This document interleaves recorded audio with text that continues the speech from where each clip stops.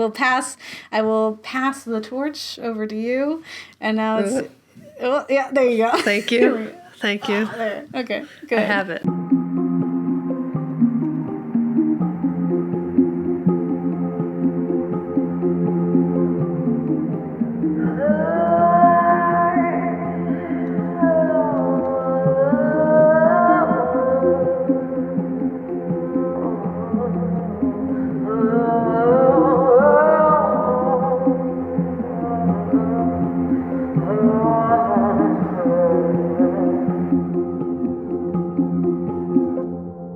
Hi, I'm Kat. And I'm Gabe. And we're the Ghouls Next Door. Talking about spooky stuff. Yeah, welcome. Happy May. It's my birthday month. It's Kat's birthday month. It is also Mental Health Awareness Month. And so we decided to do a special series dedicated to mental health awareness and spread that awareness by talking about content that covers certain mental illness and mental strife, to talk about how it's being represented in our media. Because that's what we do. Nice. Here at Ghouls Next Door, the media analysis podcast from a horror lens, which aims to explore the psychological, historical, and real-life reasoning behind our cinematic fears. And there's a pretty bad history in horror, specifically in relation to mental health and different mental illnesses. It's just usually being a catch-all for any villain is just giving them some mental illness that people don't have any information about, and just being like, that means you're different, and therefore we've talked about it at length quite a few times. We had a whole episode about mental health in as it's represented in film, specifically horror film, with Marina in our representation series. Mm-hmm. Yes. Yeah, horror does a bad job most of the time, unfortunately. Not exclusively, but most of the time. There's a lot to be left to desire at the end of, and it's also like films get classified as various mental health films that touch very little on the issues themselves. Like when you told me Midsummer was classified as a bipolar film, and I was like, no, it's not. If anything, it was horrible how that was handled, so it should not be classified as a bipolar film. Yeah.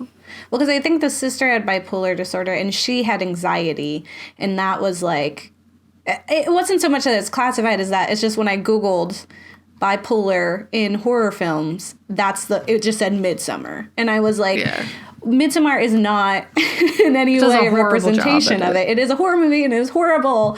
But I would say the mental health representation in that film is not a good part of the film. Like, we had to reevaluate and pick a different thing to focus on so we can appreciate it.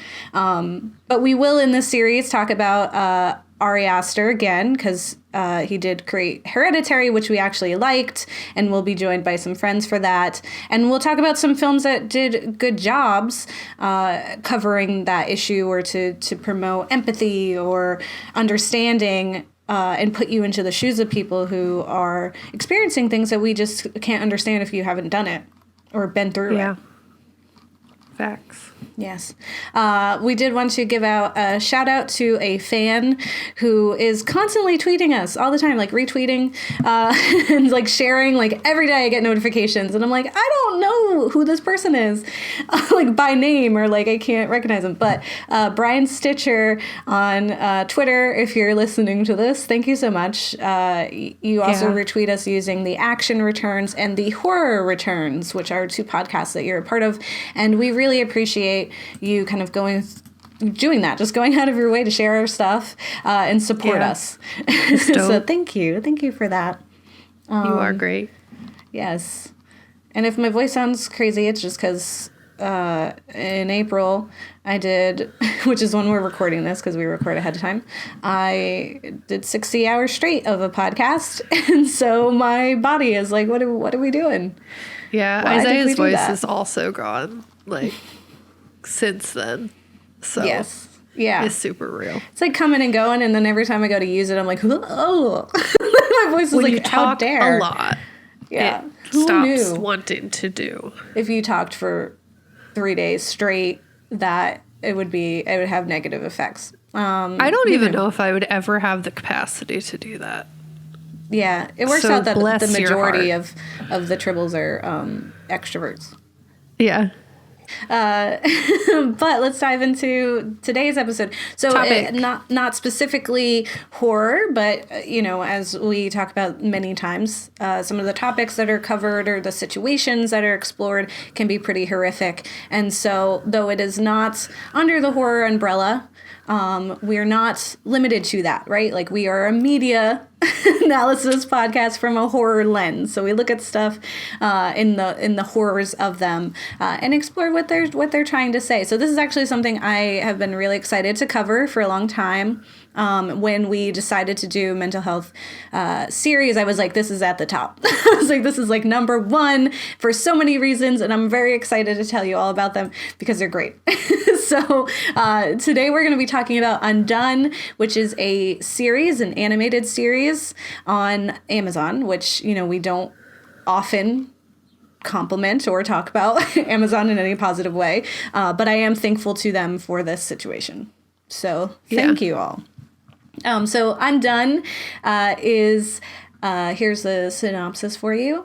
A woman discovers she has a new relationship with time after surviving a car accident that almost killed her, which is, very concise. Thank you, IMDb. It's created by Kate Purdy and Raphael Bob Waksberg, which is the creator of BoJack Horseman, which we won't talk about, but has, it's not a show I have been able to get into.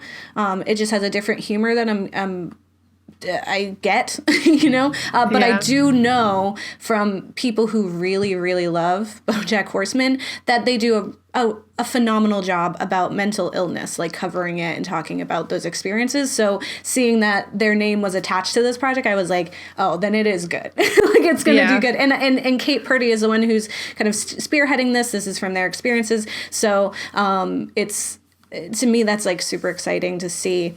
So this show is phenomenal. As I mentioned, it follows our protagonist, Alma, who is Mexican American, and she navigates a narrative that would otherwise be a superhero origin story, right? Like, we have a woman who, after experiencing a traumatic event, which is the car accident, she seems to unlock her true potential, right? She's visited by her deceased father, who is adamant she's no longer constrained by the rules of our reality and can navigate through time and space in any way that she feels. Like, he essentially explains, everyone else is stuck operating in these set rules, and you don't have to anymore because you kind of broke that and you're special, right? Like any superhero. Yeah. She's essentially Neo taking the red pill and exiting the Matrix, or Miles Morales getting bit by a radioactive spider. She is that. She is someone who has big brain ventricles, and a family history of schizophrenia. And that's where we get that turn, because it's yes, this is our superhero, but then when we're getting sprinkled into this narrative that there is a history of mental illness, it's but how much of this is really superhero and how much of it is her managing hallucinations? And I think that's what really transformed this show into something that was incredibly interesting and creative, and also profound and impactful. I've watched it twice now, full way through. And each time I'm like, wow, I can't believe that this exists. Because there's so many things I truly appreciate about this show. And thanks to friend and Ghoul Scout Jeff for telling me about this show. We geek out about a lot of things. And he's the one who was like, you need to check this out. It's so good. And then I binged it. Actually, I think this might be third time watching it, because I made Mike watch it too. And he had actually reached out to me specifically about this show because the protagonist is deaf and uses a hearing aid. And he was impressed by the show's representation of it and how it's not really a big deal. It's just a part of her character. It comes up where there are times where if it shows a flashback or she's traveling through time to her youth, where she is before she had her hearing aid, she was doing sign and she has her father signing her. And there are times where she removes her aid and we just hear silence. and her talking about like what silence sounds like and that it sounds so full. Like there are these like conversations that just add to her character, and it wasn't like also she's like it wasn't made into this big thing. A part of it is that she had gotten sick, and that's how she lost her hearing, and that's how her dad found out that she had those big brain ventricles. So like it definitely adds to the story. It's not just there for nonsense. But I think, you know, from what I've seen of representation of hearing non-hearing individuals, like that's it's rare to see such a good representation, and we've covered that too because we talked about Quiet Place. So I appreciated that, and I'm always looking for good disability representation. So I was hooked when he told me about that, but then it didn't stop there. It was like, no, actually, there's more. It is one of the best shows I've seen regarding mental illness.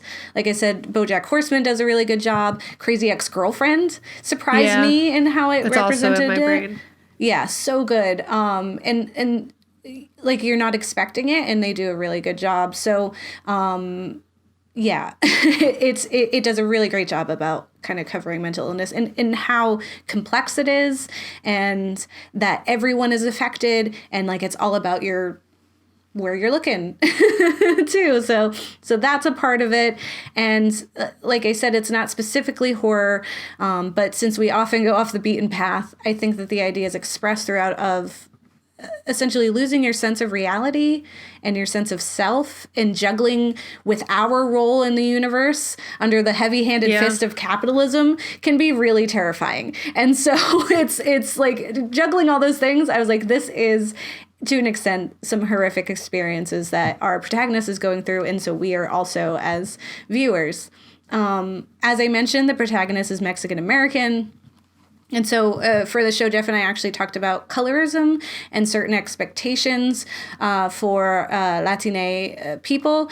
And because there's some comments that come through, but there's also like parts of her culture and experience that are ingrained into the conversation and throughout the series that I also really appreciated as someone who is mixed, right? Because she comes from a mixed family, and there's this strength in using their culture as a major point in the story. There's like traditional and cultural ideologies, dances, and places that serve as a point of comfort and empowerment throughout the show. And so it, like her being deaf, it's like it's a part of her, and it is integral to the whole compilation of this story. Like it wouldn't be without that. So all this is to say, there are many reasons to love and appreciate this show.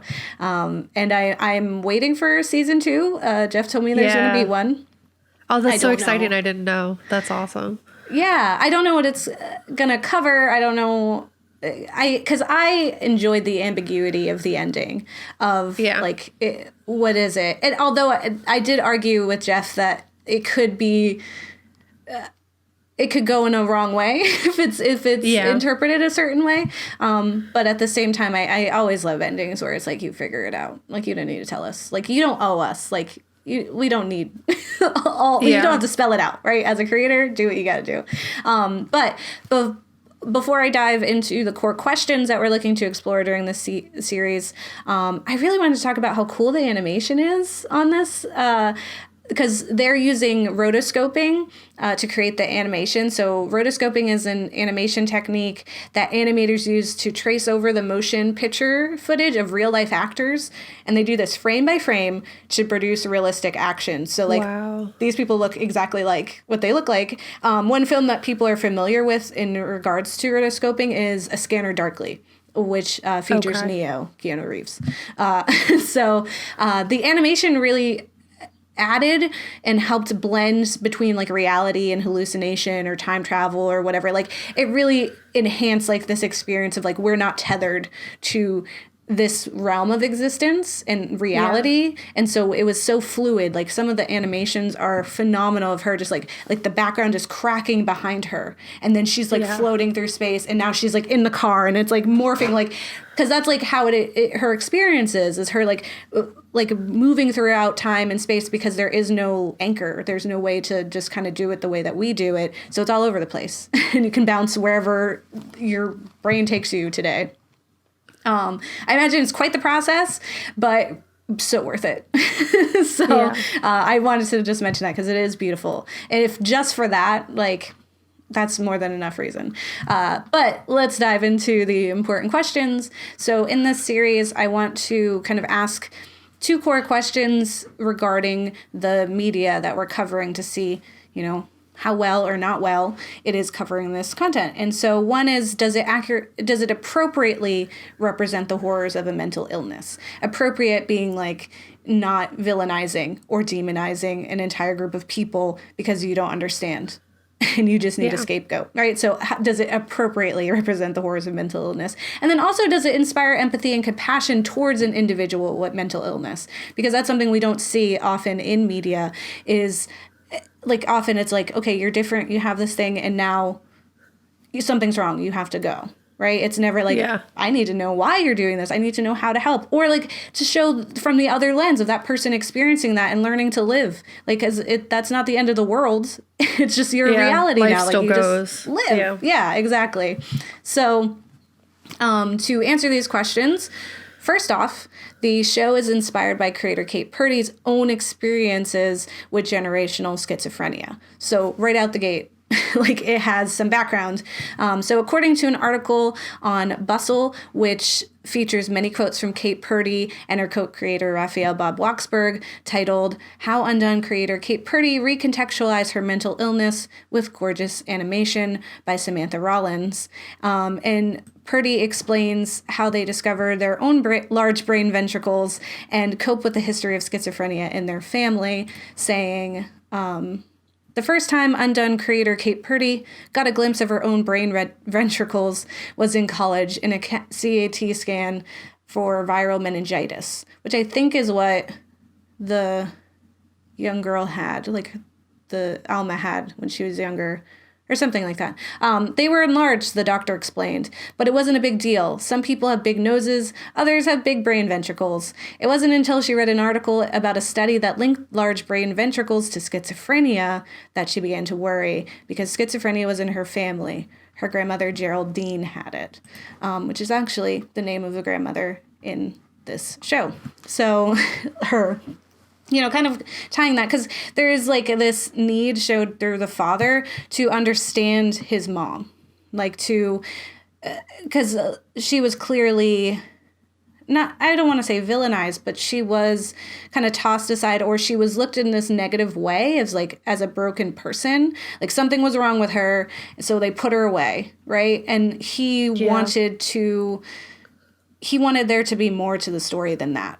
He wanted it to be that she was special, and that's why that was happening. And also for himself, like, he has his own special reasoning behind it too, is like, because he was also suffering from things potentially. And so it's like, we want more answers. That's not just my brain doesn't work like everybody else's.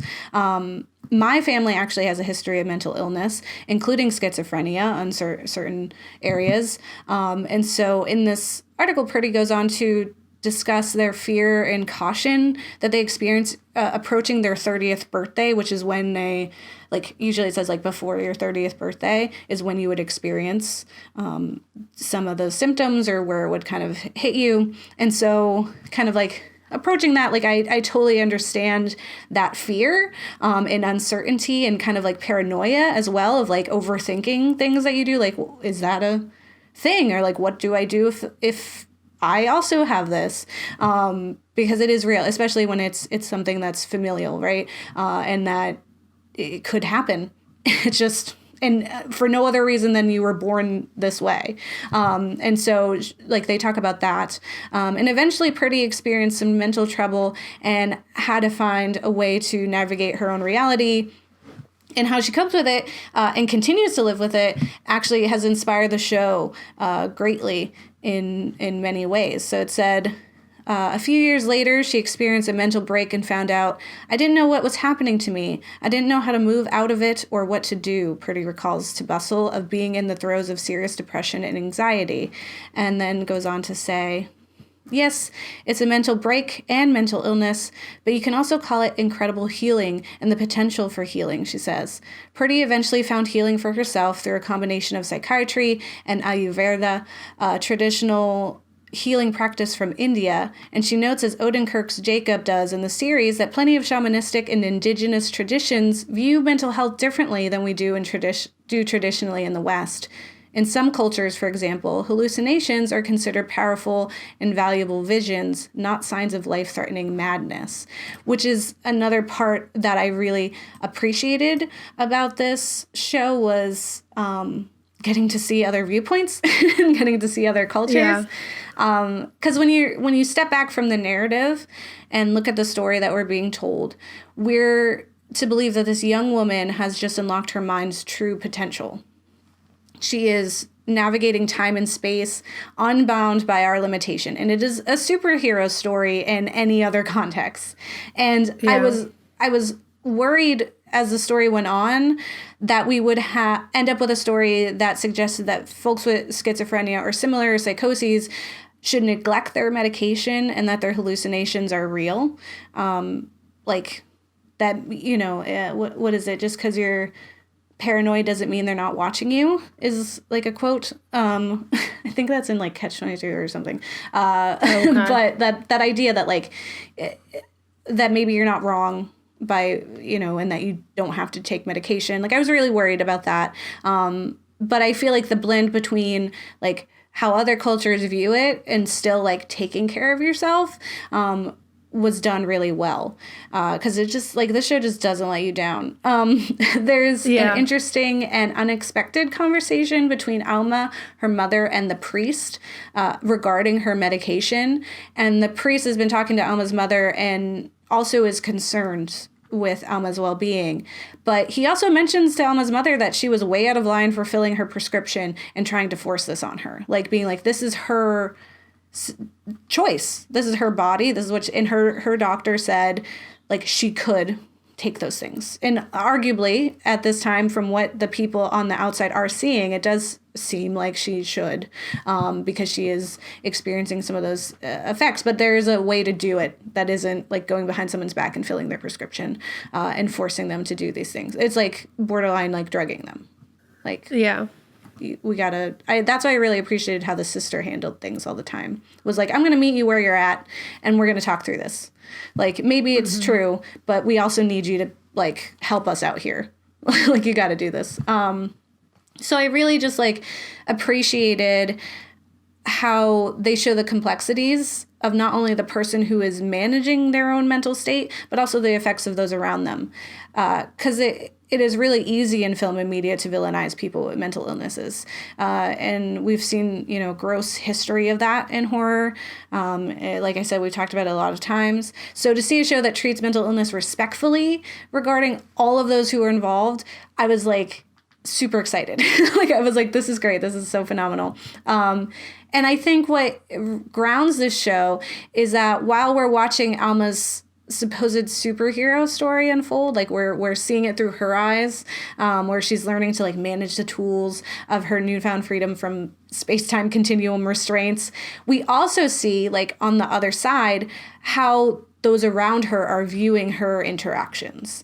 So like at moments when she's moving through time and talking with her father, the characters around her, like her boyfriend Sam, are watching her talk to herself or clearly see that she's losing time during conversations. Like she's clearly not here, she's somewhere else. And so we get to, like, there are times where we're seeing her do something really cool and awesome, like she's moving the keys and traveling through time. And then we see Sam looking at her concerned, like, you were talking to the air in front of you. And so it's like it doesn't keep us in the superhero. It doesn't keep us in that. It also brings us back to reality, like, every time. It's like, snap back.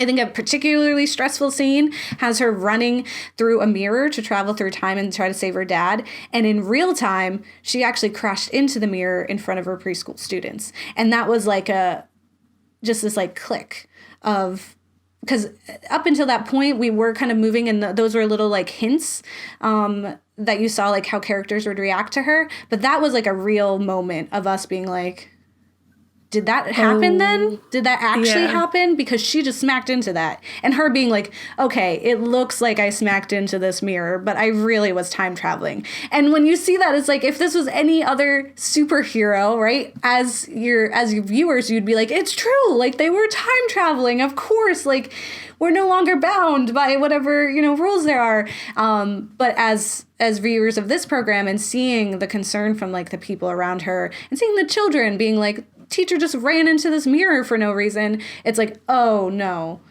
she needs help. She's going through something right now. And that's like, it's sad. But, it happens. Creator Bob Waksberg explains their decision to deepen this superhero origin story in that same Bustle article, saying, this one. Usually there's a very quick journey from, hey, everything you thought about the way the world works is wrong, and all of your lived experiences is untrue, and you can't trust anything anybody's ever said before, to, okay, well, I guess I'm a superhero now.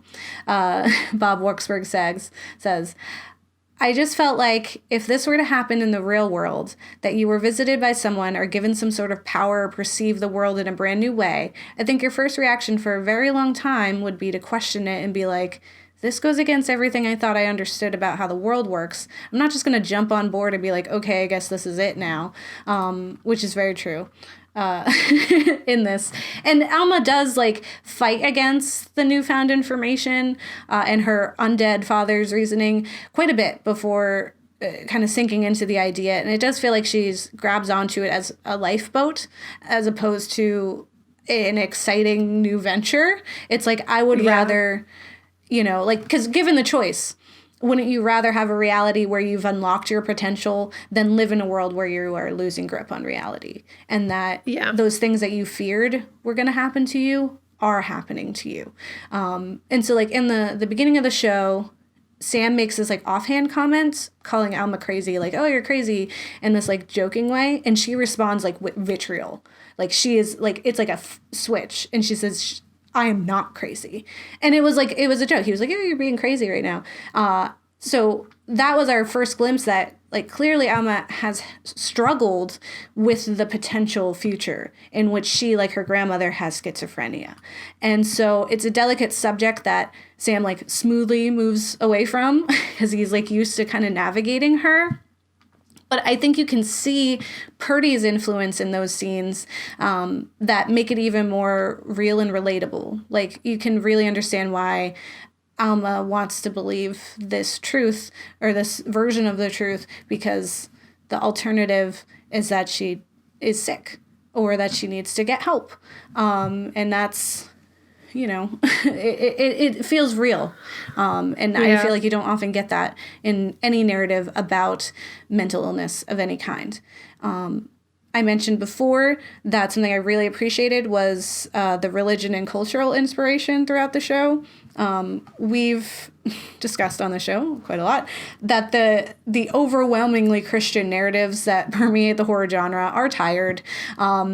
As if other cultures or religions don't experience similar events or have their own way of understanding and dealing with these supernatural events. Like, as if vampires couldn't be harmed in a non-Catholic country free of crucifixes. Yeah. Like, like there are other cultures out here. It's not just one. They deal with stuff in their own way. So in Undone, we see like this beautiful interweaving of indigenous culture and influence. We also get some conversations throughout that critique the misuse or misunderstanding of these cultures, specifically because she's in Texas. Right. And that's, she has a whole conversation about the Alamo because there's a recreation of the Alamo. And she's like, that's not what you're supposed to remember. Like, she's always like, what about the fact that you murdered people that look like me, like my ancestors? You murdered them because you wanted their lands. Like, this doesn't belong to them. And that's like that conversation and that history is super important to where they are physically. And then also to the understanding of what she's going through as well, because her father, who is white, also uses that as like a tool to understand this like superpower. And he understood that like shamans were spiritually more powerful, and he used them in his own selfish needs. He realized a lot of religious people had those large brain ventricles.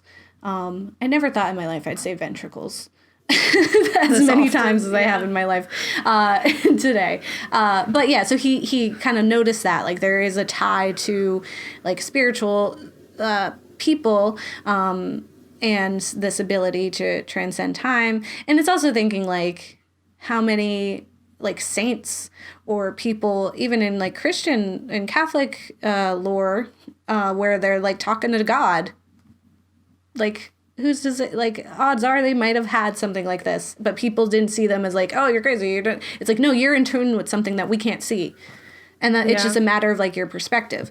And so, you know, I appreciated that there was, like, an understanding that there are other cultures out there and that there's a power to looking at it differently that could help you. It's kind of like how I always say my anxiety is my superpower, right?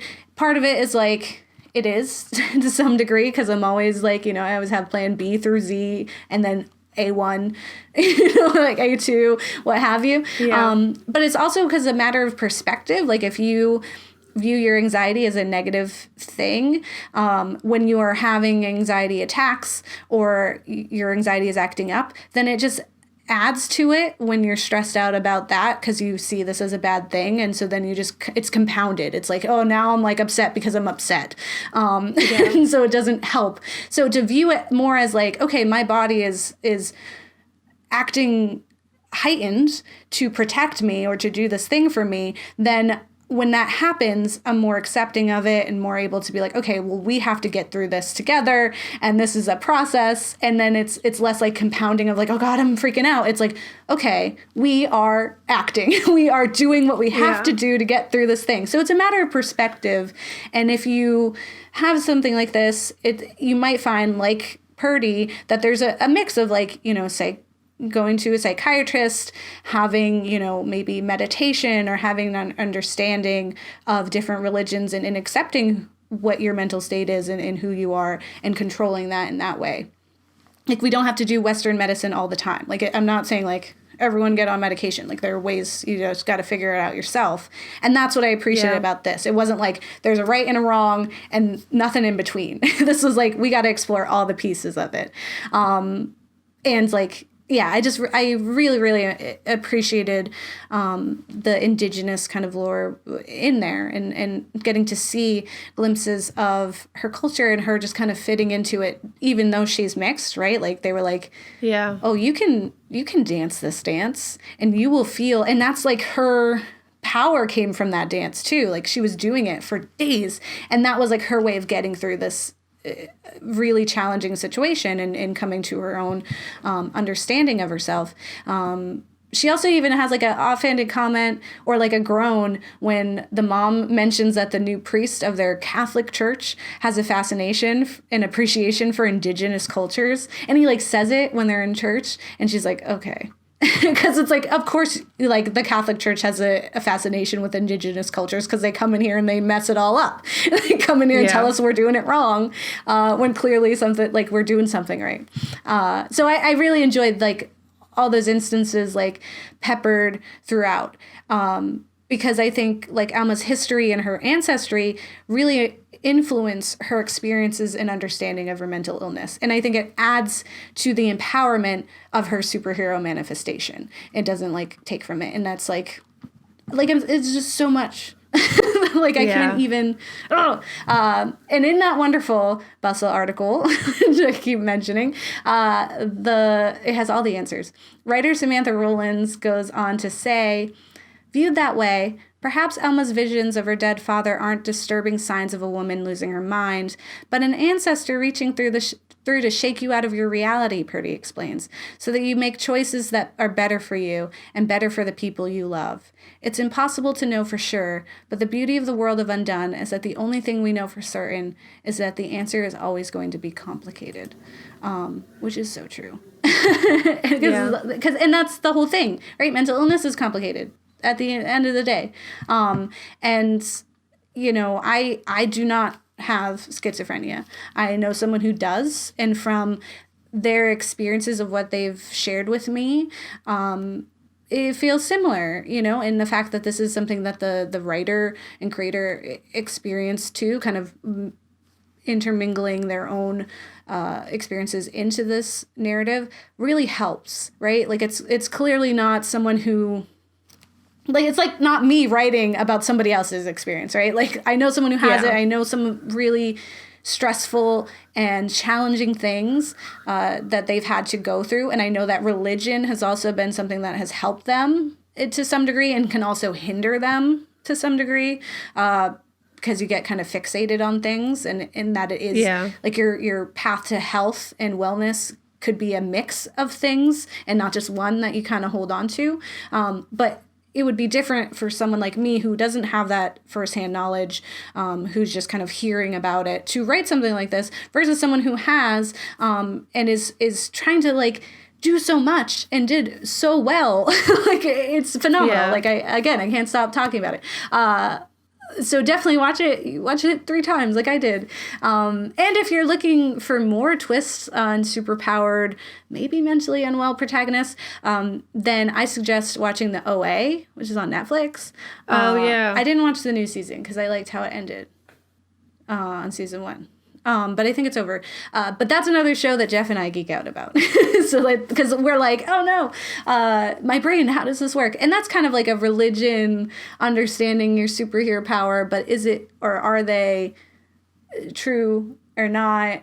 You know, like it's super exciting. So maybe we'll do another like Mind F series and cover it. But for now, definitely watch Undone. If not for the mental illness, just because it is a really engaging show. It's phenomenally animated. It like keeps you going, keeps you guessing, and you'll really appreciate how well-rounded each one of these characters are. And it's just so nice to see, you know, people who look like me, even in animation, being the protagonist and a superhero of a story. Yeah.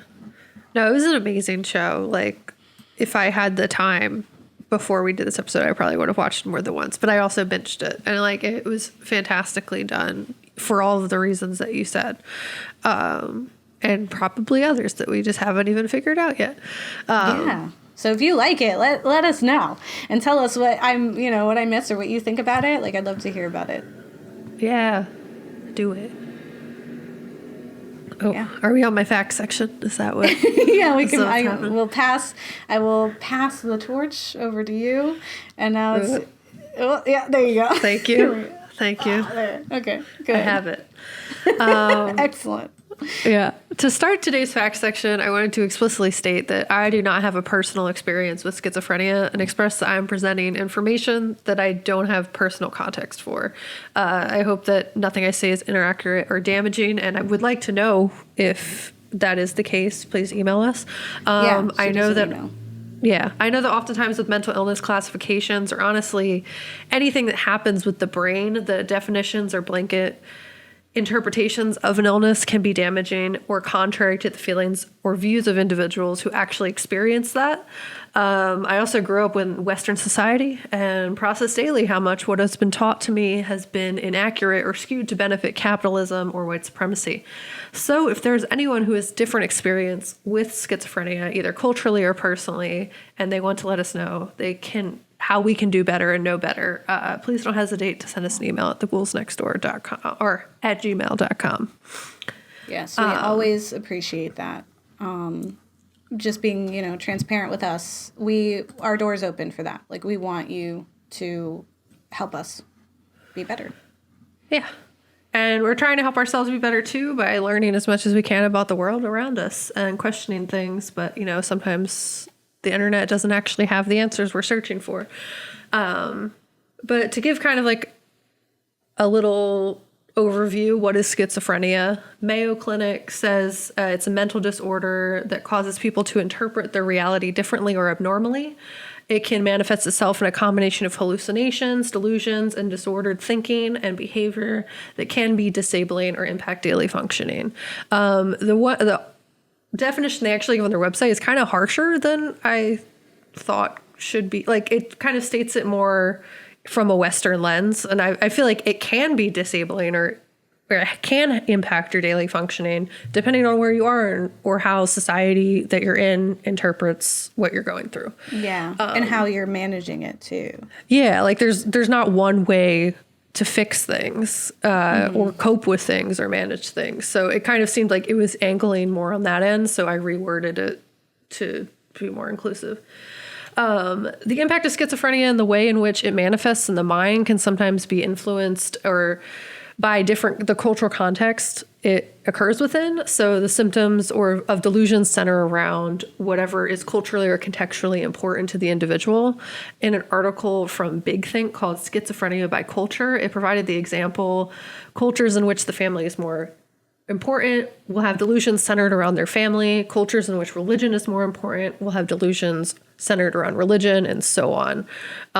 So it's really the experience, based on what I've read, seems to be very much oriented towards where you're coming from, who you are as a person, and what is important to you. And since it has to do with the brain, that makes sense because it's what is in your brain. It's the context your brain is established to understand the world. So that'll be different based on what your interpretation of the world is. This can also extend to how mental illness is perceived by society and how it can impact daily functionality in said society. For example, in a society like the US, where fitting a mold is essential to functioning within capitalism and thus essential to survival, mental illness can have a greater impact on daily functionality compared to a society that embraces different individuals and meets their needs where they are. I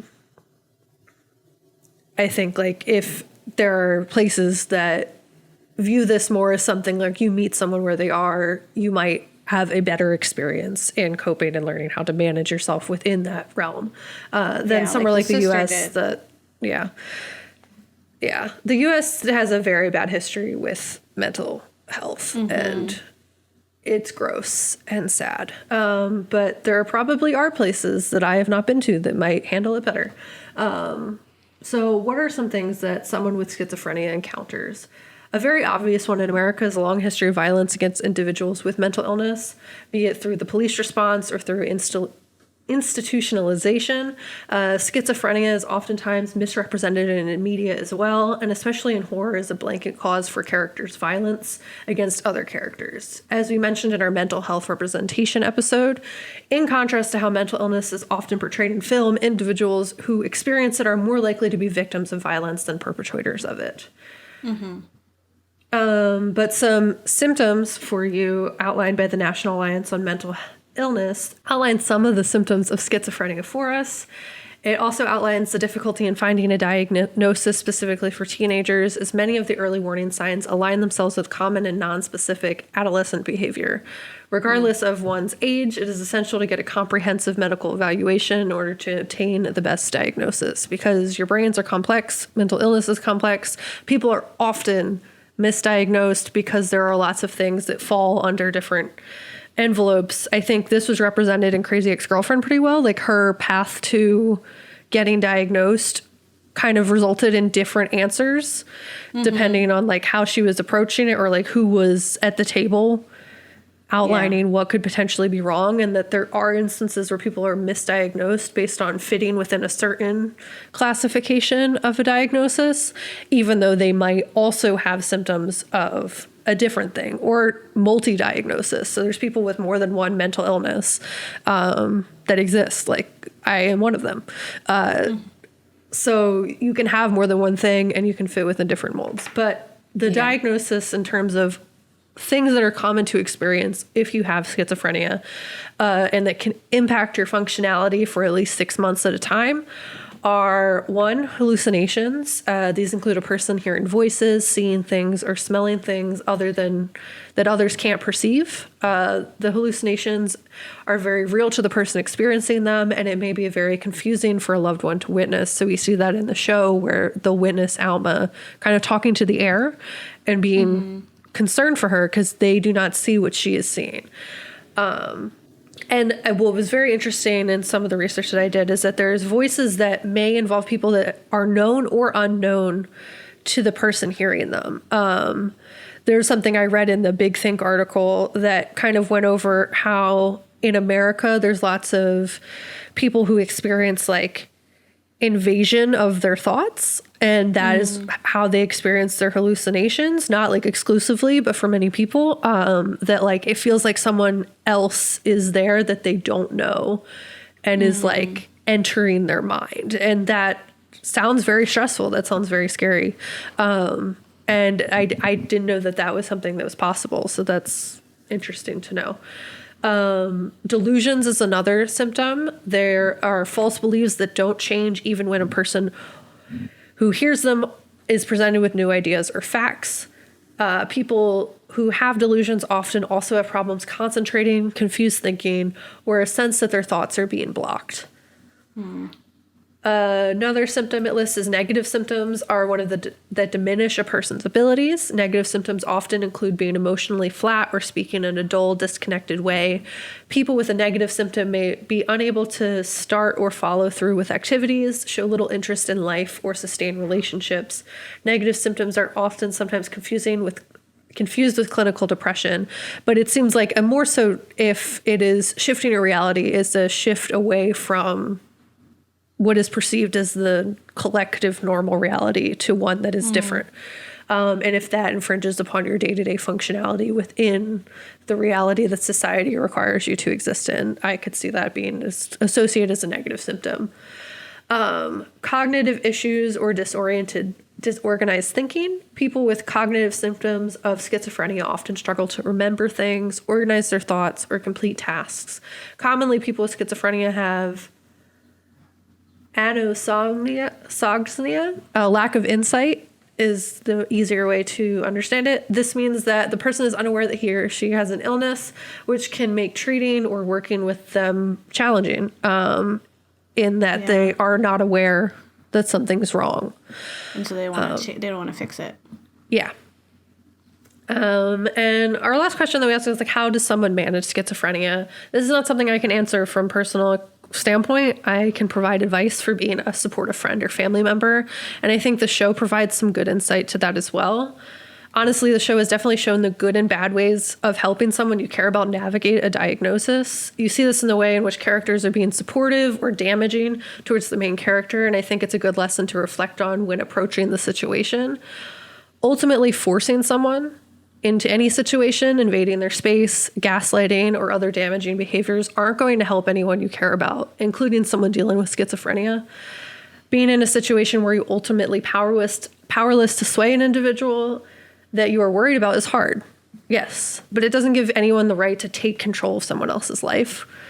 At the end of the day, that person needs to come to their own conclusions and path for healing, whether or not they want to seek treatment through therapy, medication, religion, or any other kind of method.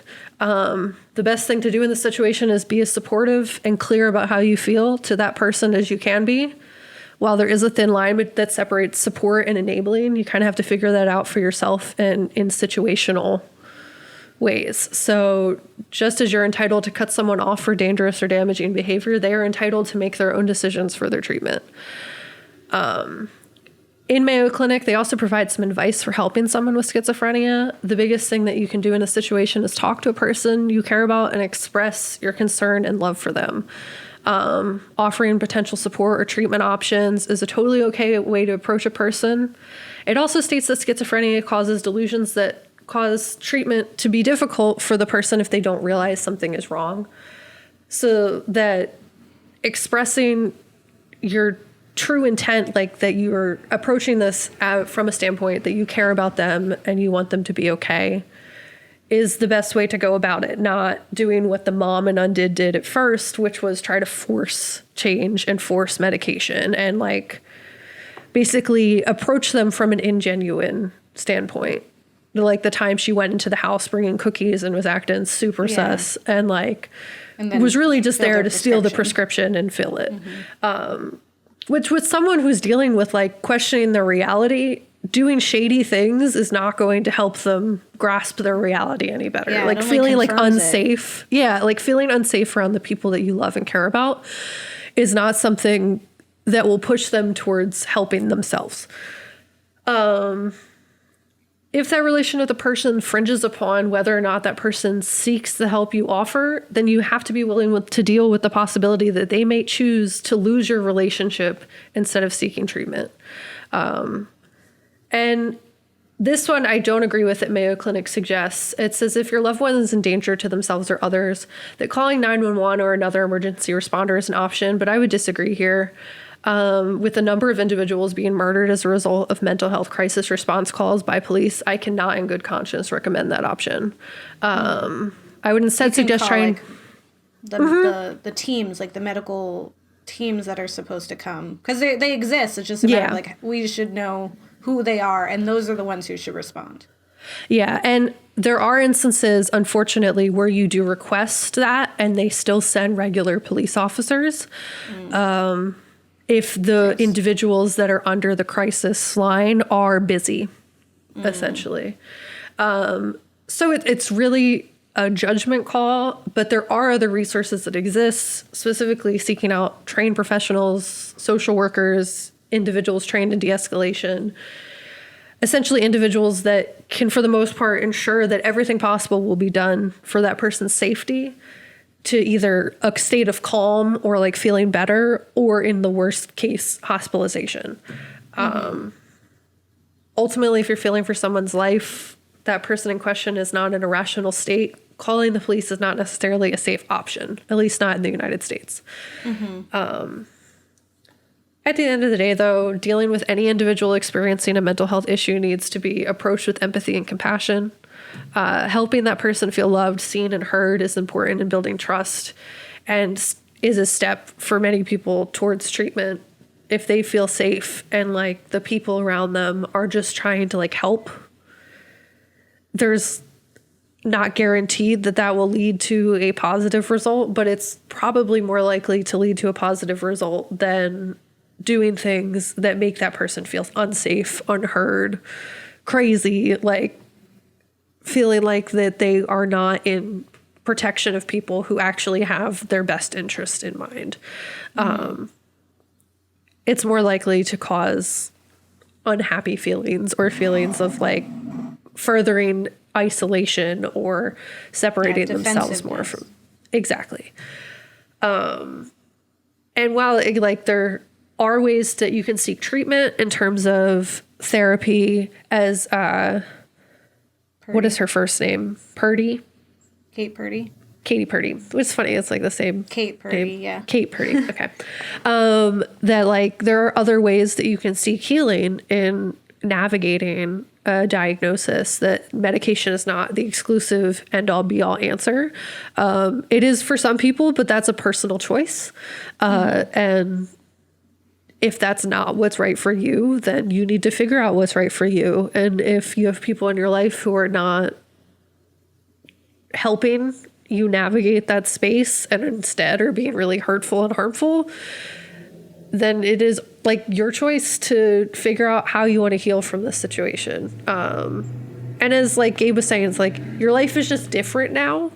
It's not over. It's not like if you're experiencing symptoms or stress or like are entering into a state where you do not feel safe or are experiencing a mental health crisis, like you need to do what you need to do to be okay. And hopefully that you're able to navigate that space with people that care about you and love you. Because at the end of the day, like you still being here is better than not. Yeah, I agree. Yeah, it's complicated, right? And that's why I think it's taken so long to get such a good representation of mental illness, because especially here in the Western world, there hasn't been a lot of work to understand and empathize with folks who are experiencing those events.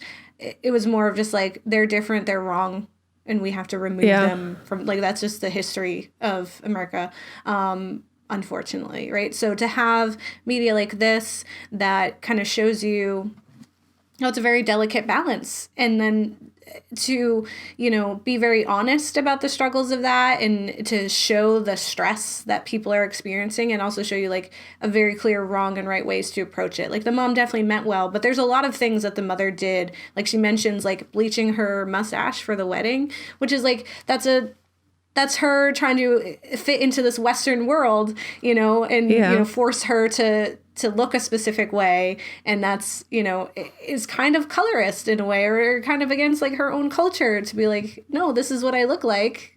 I have these things because I am Mexican American and that's how it works. So there's a few things throughout to show that, but it's a very human response. And that's, again, like I said, like her sister really kind of sitting there and being like, okay, I believe that you are experiencing these things. I believe that this is how you're seeing it. And I'm willing to like work with you to figure out the best way to deal with this, which means like I have to sit here with you and walk through it. Like we have to get through it together. Which is, I really appreciate. And I always appreciate when they show, you know, alternatives to Western medicine too, because it isn't like there isn't one answer, and we are so often, you know, just like you throw medication at it, and then, you know, that's a big reason why people don't even do the medication. Then they don't get any help at all, because it's just like it's either this or nothing, and that's not true. There's so many ways to get help and to live with it, because you can. Yeah. And I mean, it's disrespectful, honestly, if like it's insinuated any other way, because if it's like ignoring the fact that Western medicine is rooted in white supremacy and capitalism and is a tool with which things are reinforced to fit that narrative. So like, I think it is reasonable to question the validity of Western medication, and it's rude as hell to like, be like, that's the only, no other cultures exist or handle this any other way. This is the way. White saviors, woo! Like, no, it's not the end all be all. Like, there are other ways to cope with things and learn things, and people need to open their minds to that. And I understand it's different if someone's like at risk of hurting other people or themselves, but like, if they're not in that state and they choose to navigate that space through a path of religion or other healing methods, like let them. Are they hurting you? Are they alive? Are they able to pay their bills in some way, capacity, or some form? Let them live, man.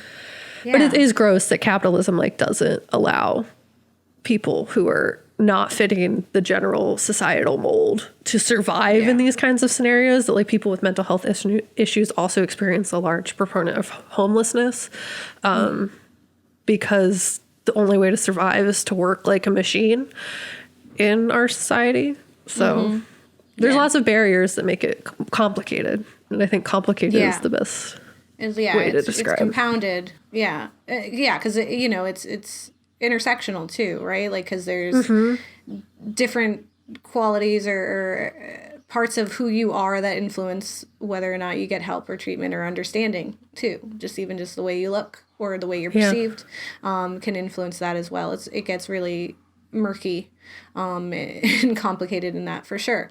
I think, you know, I think this is, like I said, a phenomenal show. Definitely give it a watch. In fact, it even kind of made me want to try to watch BoJack Horseman again, because I have heard a lot of really great things about representation and understanding of mental illness. It just, again, it's a humor that I don't usually get, but I'm always, you know, willing to learn more and to see, and you know, to give that like kudos and appreciation where it belongs. Like, even if I can't rightfully like understand that humor, I appreciate that it exists, and that for some people it is like, I've talked to people who are like, this show like saved my life. Like, oh wow, like people being like, I was in a dark place, I saw this and it motivated me, like for BoJack Horseman. Now I gotta watch Undone BoJack. is that too. Yeah. Yeah. All right, that's what I'm saying. Like, I wonder if, you know, Undone will do that for some people too. I even think part so. of me is like, I should have that, you know, the person that I know who's experiencing this, see if they watch it. And if, you know, it's similar to their experiences, or maybe they'll find some hope in it. Or if they'll be like, I don't have superpowers, like I'm stressed. And then, kind of talking to them about what their superpowers are, right? Like that we can use our brains to change the way that we're perceiving things that are happening to us, or the way that our brain is experiencing things to be a positive experience, and therefore not hindering you as much. It's kind of like, changing your point of view. But yeah, I think it's a great episode to kick off our mental health awareness month series, and talk about that. In our show notes we'll have resources for you, so if you are experiencing this, we have some resources below that you can use to either support other people or to support yourself and get the help that you need, because it is just a matter of managing it and just living your life differently now, but it is not over. And I think throughout this whole series we'll be able to really show that.